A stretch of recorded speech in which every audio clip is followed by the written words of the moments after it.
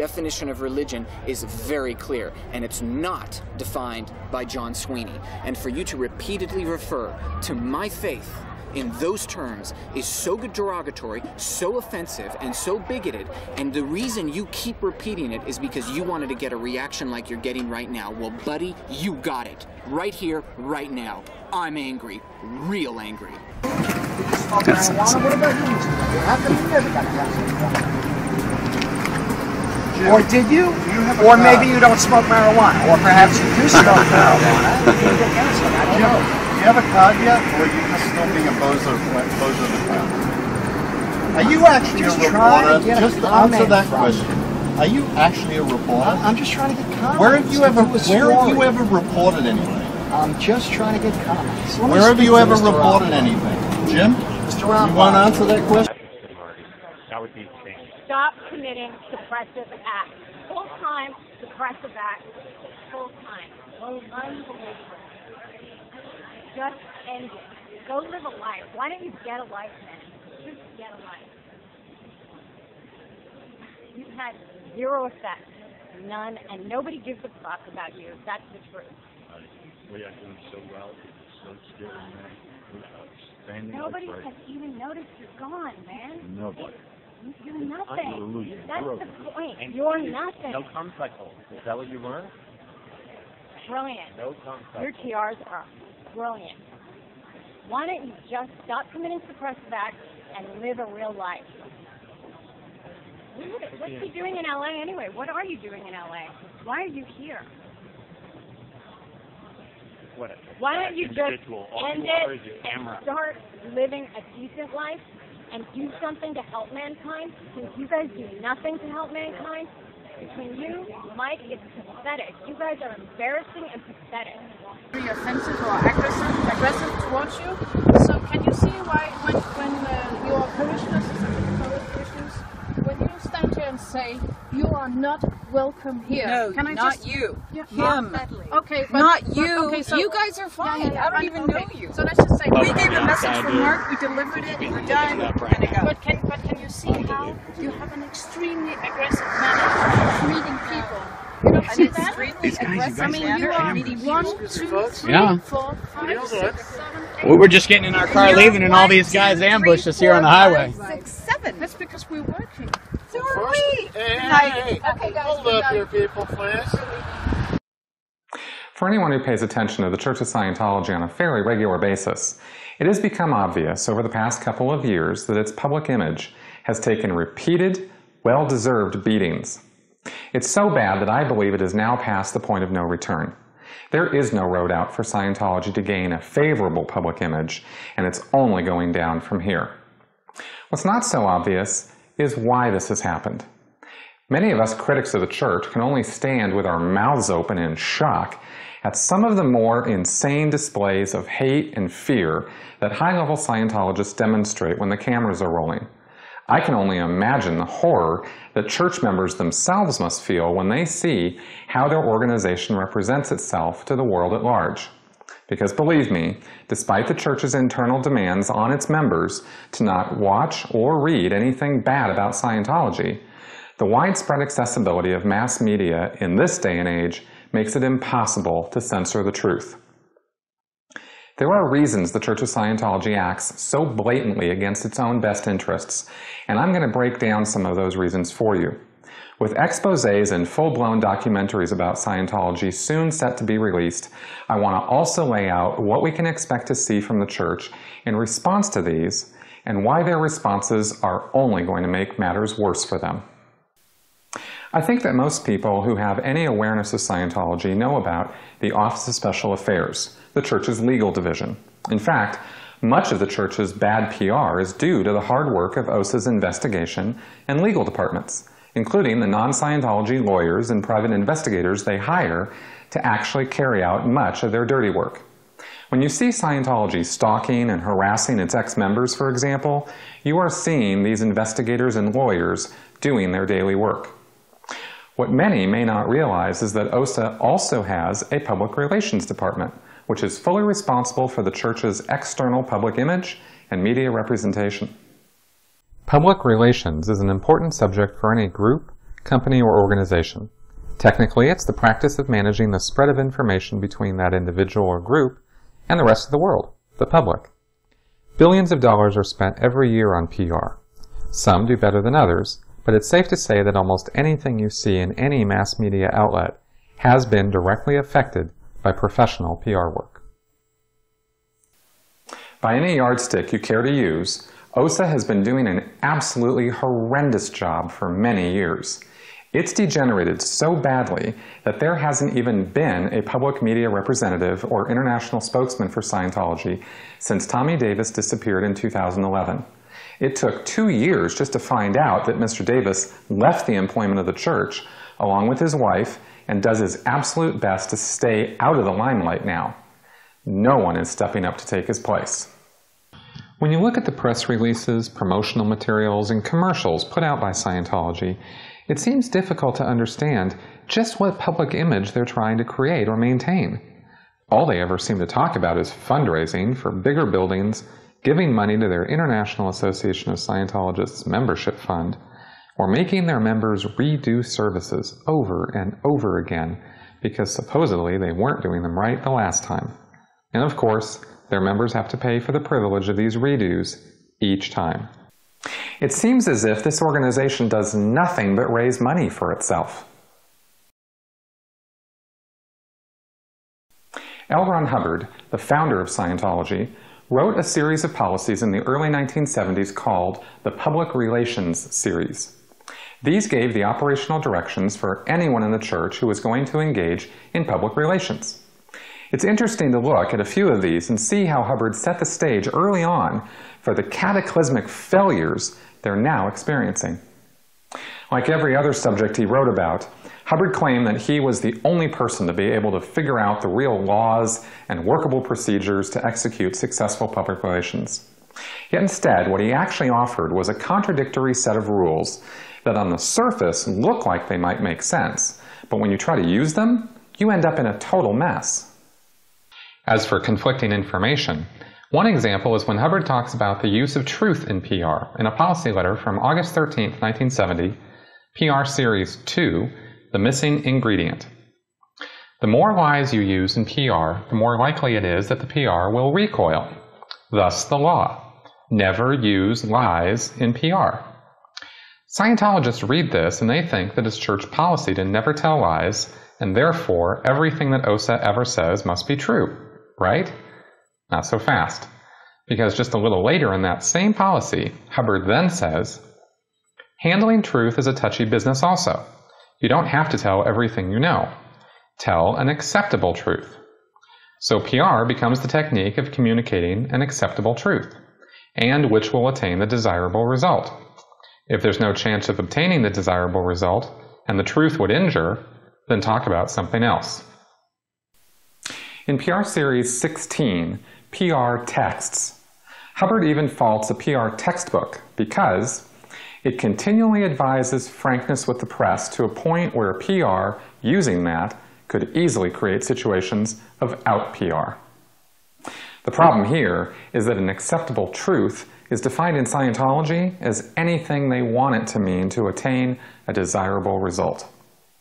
Help us to understand something about the church, and this is what this group Anonymous is protesting. They claim that the church separates family members, and there is this practice of disconnection, where if you're a member of the Church of Scientology, to the best of my understanding here on this issue, because I'm not a member and I don't fully understand it, but if you're a member of the Church of Scientology and someone in your family or a friend or your spouse is skeptical or critical of the Church of Scientology, you are supposed to disconnect yourself from that person. And Jenna Miscavige Hill, who is a niece of the church's leader, David Miscavige, says that happened to her, which is the reason she left the church a couple of years ago, and she now has a website bringing together former members of the Church of Scientology to talk about issues like this.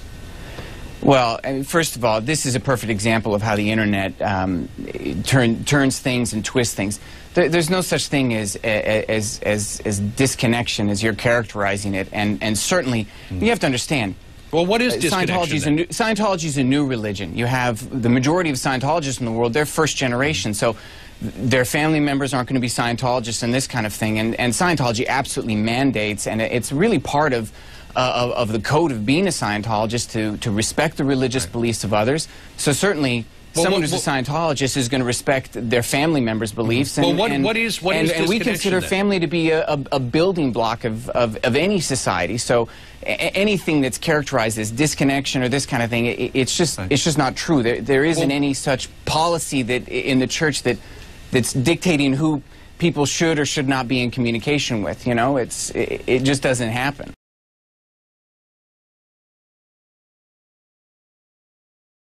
George Orwell was the pen name of author Eric Arthur Blair, famous for such works as Animal Farm in 1984.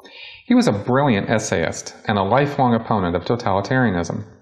Amongst many other things, Orwell wrote about the clever use of language in politics and media, and how language can be altered for PR purposes to fool the masses into agreeing with taking away their own rights and freedoms. To demonstrate what he was talking about, Orwell is the one who invented terms like Cold War, Big Brother, Thought Police, and Doublethink. If you have never read any of Orwell's essays or books, I cannot recommend them enough. Hubbard knew of Orwell's work. Taking a page out of Orwell's book, so to speak, Hubbard wrote a whole issue about the redefinition of words for propaganda purposes on October 5th, 1971 in the PR series. But instead of agreeing with what Orwell had to say about this dangerous practice in thought control, Hubbard actually encouraged its use in Scientology PR. In what has to be considered a truly Orwellian twist, Hubbard wrote, "Many instances of this exist. They are not natural changes in language. They are propaganda changes, carefully planned and campaigned in order to obtain a public opinion advantage for the group doing the propaganda. The technique is good or bad, depending on the ultimate objective of the propagandist. Psychiatry and psychiatrist are easily redefined to mean an antisocial enemy of the people. This takes the kill-crazy psychiatrist off the preferred list of professions. This is a good use of the technique, as for a century the psychiatrist has been setting an all-time record for inhumanity to man. The redefinition of words is done by associating different emotions and symbols with the word than were intended. A consistent, repeated effort is the key to any success with this technique of propaganda. One must know how to do it." Right there, Hubbard advised Scientologists to do the very thing Orwell spent his entire life fighting against, trying to prevent totalitarian dictatorships from destroying the rights of men. These are the kind of curves Hubbard threw into almost every subject he wrote about. So how does this get done in Scientology? Well, here's one recent example. Scientology was founded on the idea that its counseling procedures, called auditing, would free a person of past trauma and stress, and that eventually one will reach a state of personal spiritual immortality. Hubbard was crystal clear that such a state was only achieved through lots and lots of auditing. The full amount of spiritual trauma any person carries around is called their case in Scientology. So personal improvement is called case gain. Now, if you look at recent promotional mailers and flyers from building fundraisers and the IAS, they are promoting that case gain is gotten just by the act of donating money. There is certainly nothing wrong with feeling good by giving money to what someone thinks is a worthy cause. People do that every day with thousands of different charities. Now, Scientology is not a charity, and giving money to the IAS is the equivalent of burning it in a fireplace. But that's not my point. The real point here is that case gain has now been redefined by the IAS to mean the feeling that you get when you give money to them. This is a purposeful, calculated promotional action to redefine the very basics of what Scientology is all about. And by the way, L. Ron Hubbard never authorized or approved of the IAS, and I'm quite sure that despite his shortcomings, he would be turning in his grave right now to hear that people are equating money donations with case gain and auditing. Hubbard was very clear in his policies that he did want people to donate to the church, but they were supposed to get materials and services for their money. There was supposed to be an exchange. So if you wanted to turn Scientology into a purely money-making enterprise, It would be necessary to first redefine the terms used to describe the gains you get from Scientology. It would be necessary to make it seem like giving money for nothing was just as good, if not better, as giving money for something. They have succeeded in this, and Scientologists are now so deluded that they think giving money to criminals is something that gives them personal spiritual immortality.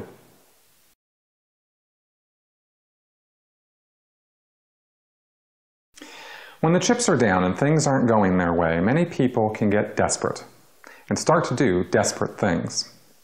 When you cannot compete in the arena of ideas and tell the truth about what you're actually doing, all that's left is to attack and resort to violence. And so we come to where Scientology is at now and their responses to their critics.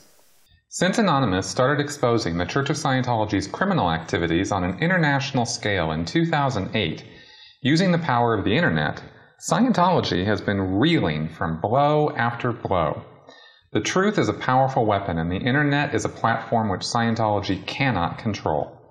Despite claiming to have recall of advanced galactic civilizations dating back trillions of years, somehow Hubbard never conceived of the internet, nor was he able to write any operating policies for the church to deal with mass media dissemination of anti-Scientology information. Up until he died, Hubbard's policies all concerned censorship and intimidating his enemies into silence through threats and force. That's not possible with the internet, so the truth remains out there about the church despite its best efforts to stop it.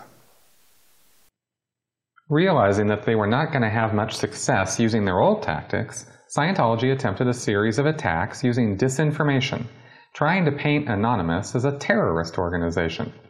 The church literally made up a story that Anonymous had threatened to blow up bombs on church property.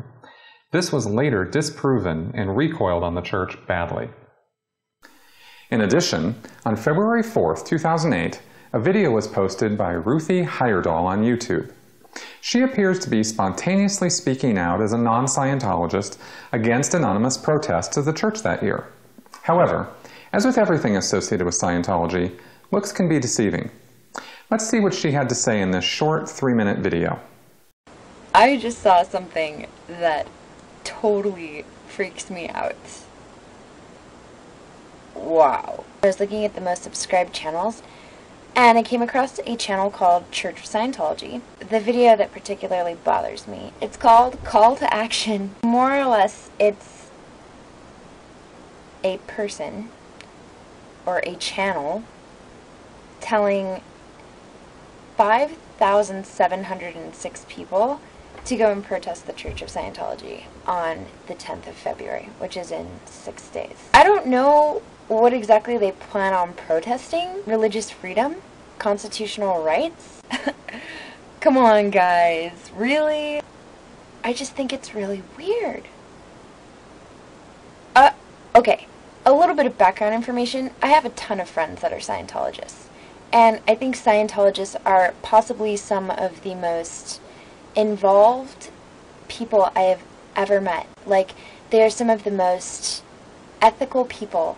They are so friendly and so happy, and they have such a purpose in life. It's very rare for me to come across people who actually try to make a difference in their local communities and, you know, in their cities, in their government. You know, to be honest, I have a hard time finding people who actually vote. And Scientologists are some of the most intelligent and the most involved people that I have ever met. They are people who care. They are people who make a difference. I know so many Scientologists, and they're great people. And so the fact that their right to practice their religion is being protested is very, very strange.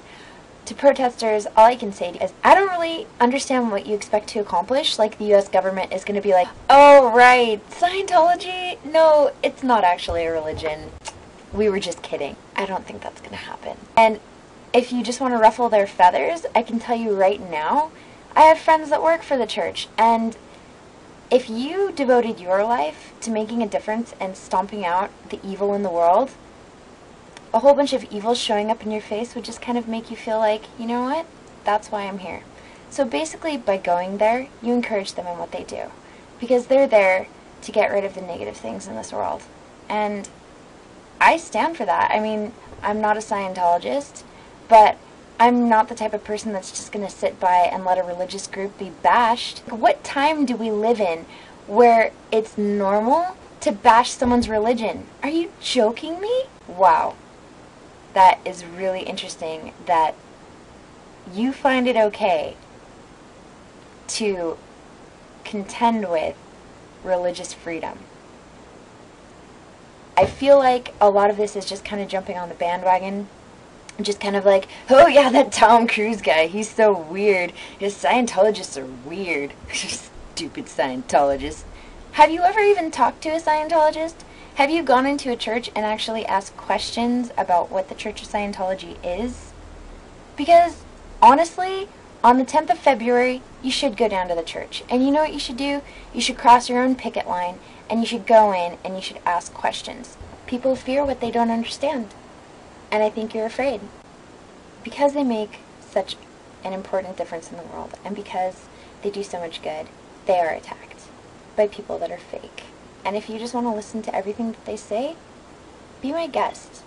But I would like to think that there are people out there that can actually think for themselves. If you want to know about something, go to the source. So you don't like Tom Cruise? Big deal! What does that have to do with the church? Since when did Tom Cruise become the Jesus of Scientology? Now, it turns out that Ruthie was, in fact, a Scientologist actress, or at least someone who had done Scientology services as far back as 2002. How far she got, or whether she is still doing services, is not clear. She removed her entire YouTube channel and almost all online traces of herself after the massively negative responses she received to her pro-Scientology stance back in 2008. The negative feedback was well-deserved, but why am I bringing it up now, nearly 6 years after the fact? Because this video was, in fact, a carefully scripted and orchestrated work by the Office of Special Affairs to counter not only that one anonymous protest, but every attack brought against the church since.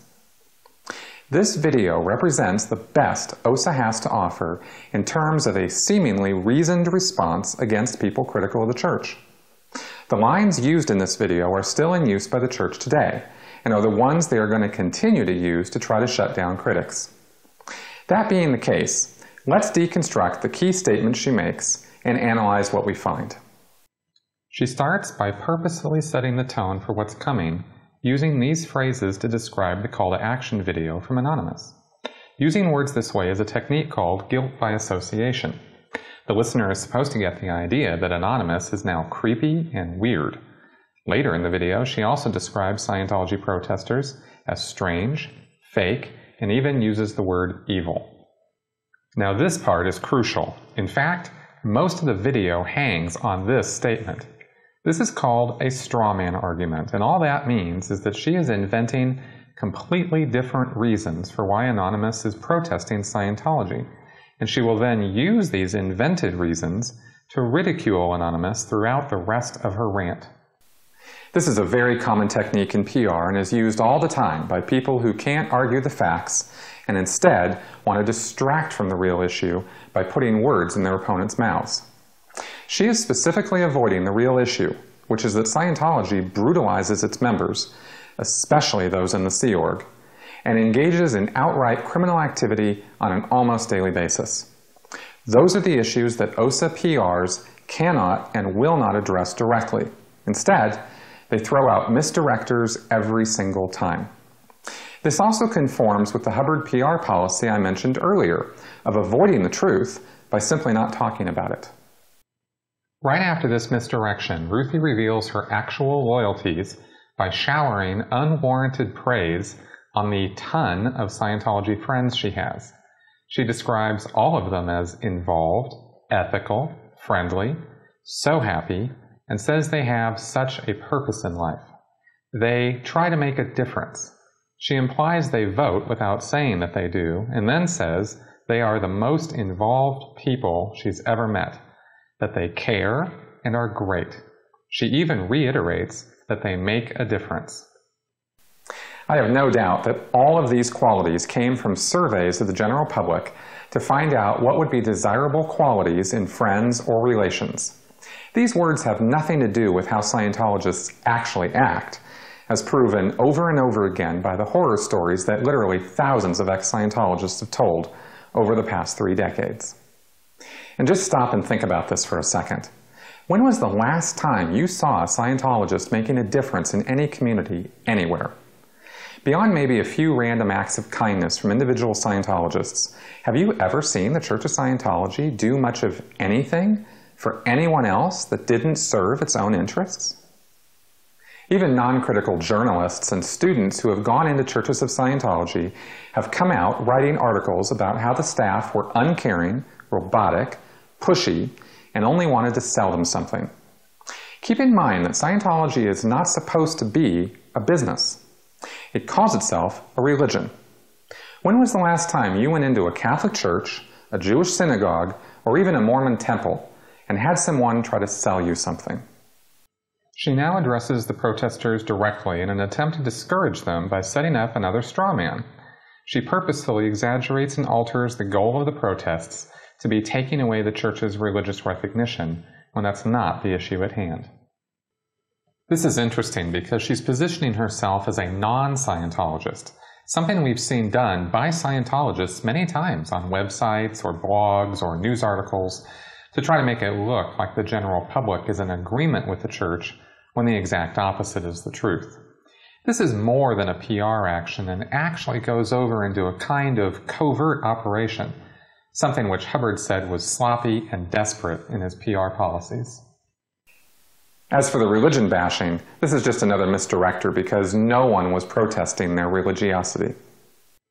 She then plays the think for yourself card by challenging anyone to actually go into a Scientology organization and ask questions.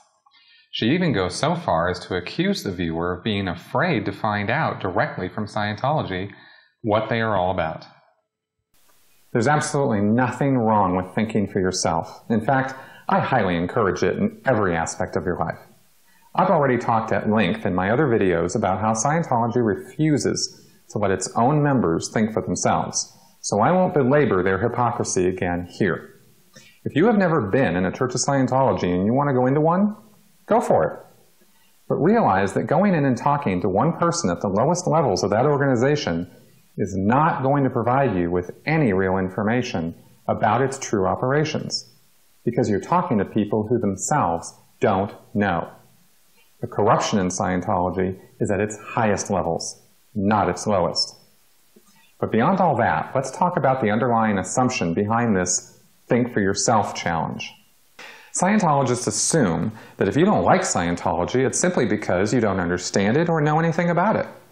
Because they think it's the greatest thing since sliced bread, they're absolutely certain that you would too if you only give it a chance. This is an unwarranted assumption, but it is a fundamental thread which runs through all of their promotion and marketing materials and every Scientologist's view towards the rest of the world. They believe this because L. Ron Hubbard tells them to in his books and lectures. Like any other cult, they're absolutely sure they have all the answers to every single issue that plagues anyone. The fact that they are failing miserably in their own conquest of the world, and that Scientologists die of cancer and other diseases, file for bankruptcy, and that they continue to have the same life problems as the rest of us, does not seem to shake their faith in the slightest. No amount of talking to Scientologists or reading L. Ron Hubbard's works is going to change the fact that Scientology just isn't universally workable, nor does it have universal appeal.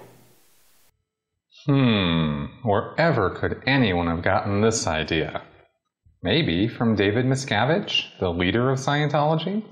It's a story that affects every Scientologist, for all of us are the beneficiaries of what he presents.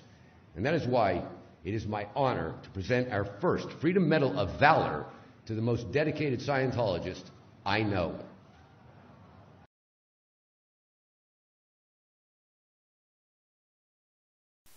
Now, everything I've gone over here is how Scientology PR operates according to Hubbard's directions. However, there is another joker in the deck, and this person has actually radically altered the entire face and character of Scientology. That person, of course, is David Miscavige. None of Scientology's PR activities make any sense if you look at them against the gauge of what an organization should be doing to gain public acceptance and growth. Unlike Hubbard, Miscavige does not care at all about Scientology expanding or growing or conquering the world. He really doesn't. You can listen to the words someone says, even if they continue to mouth them year after year, and think that's what that person is doing. But any executive or leader is going to reveal his true intentions through the actions his organization takes under his leadership, and what it actually produces versus what it says it's producing. For example, if someone leading a religious crusade in this day and age was serious about it, they would be promoting that crusade on every conceivable media channel repeatedly and continually, using as many of their resources and as much of their money as they could possibly round up. Yet where are these campaigns? Where is Scientology in the mass media? The last time there was any international media campaign of any note was in the 1980s. Jeff Hawkins was the mastermind behind that campaign, and he was ousted by David Miscavige personally for treasonous conduct. What was Jeff doing that was so treasonous? Trying to promote Scientology. David Miscavige does not care one bit about the dissemination of Scientology. He only cares about himself. And when you look at Scientology's more recent media activities in that light, everything starts to make sense. Last year, Scientology purchased the old KCET television studios a couple miles away from their Los Angeles headquarters. Miscavige has been promising that they're going to renovate these studios at great expense and open up a 24/7 broadcasting station emitting L. Ron Hubbard's works on all media channels. This is not going to happen. Why do I say this?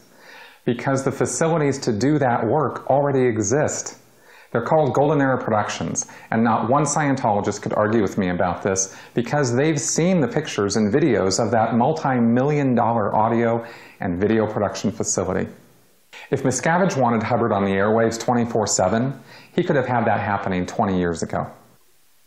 This broadcasting station is just the latest gimmick, a pack of lies designed to keep Scientologists pumped up and giving more and more of their money.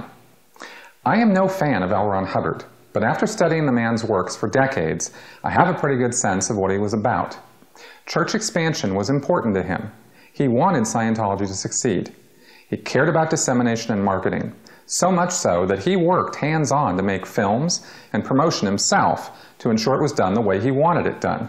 It might not have been very good promotional material, but under Hubbard's watch, Scientology grew. That is undeniable historical fact.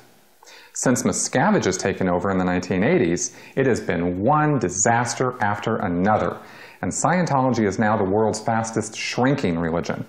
The church has always refused to give any hard numbers when it comes to their membership, but all evidence points to the fact that there are less than 30,000 members worldwide, including their own staff. The clips I showed at the beginning of this video are ambush tactics carried out in pure desperation by Scientologists and private investigators for only one reason: to get back at ex-Scientologist critics for daring to defy David Miscavige and speak out about the abuses at the church's highest levels. You are looking at a vicious and personal attack campaign carried out in front of the whole world by a bully. Because make no mistake, when you have high-level Sea Organization members like Jenny Linson, Mark Yeager, and David Bloomberg hounding and harassing ex-members and critics, the only way that can happen is by David Miscavige personally authorizing or ordering it. He can't or won't deign to show himself personally, so he sends these people out to harass and antagonize critics. Also, Miscavige can get the satisfaction of publicly striking back at people exposing what he is doing. It's crazy, but that's what the Church of Scientology has devolved into.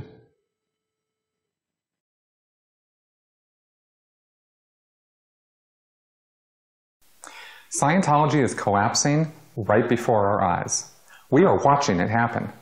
All they can do now is snarl and lash out at their critics while they defend themselves against serious legal charges both here in the US and abroad. It's not overstating the facts to say that they are on the verge of being outright banned in France and Belgium, and that serious investigations are underway here in the United States. I don't have to predict doom and gloom for this organization. I'm merely telling you what's right before your eyes if you care to look at the facts. There is no amount of PR that can keep the truth under wraps forever. It would be well for Scientologists to take this to heart and start opening their eyes to what the organization they are supporting is actually doing. Here's my challenge to you. Walk into any church and actually look around. The scene is in the hats or lack of them. The scene is on the org board or lack of it. The scene is right before one's eyes. It is moving or it is not. Its graphs are rising or they are level or falling or they are false or don't reflect the product or they aren't kept or they aren't posted. Products are appearing or they are not. Overt products are occurring or good products. The lines are followed or they aren't. The mess is okay or it isn't. It is a scene. It is in 3 dimensions. It's composed of spaces and objects and people. They are on a right pattern or they aren't. A person is on post or he is moving onto one or moving off or isn't there at all or he is dashing in and out. None of these things are verbal. That's what L. Ron Hubbard said to do. Do this, and if you have your eyes open, I think you'll see the truth of what I've been talking about here. Or are you afraid to try? Thank you for watching.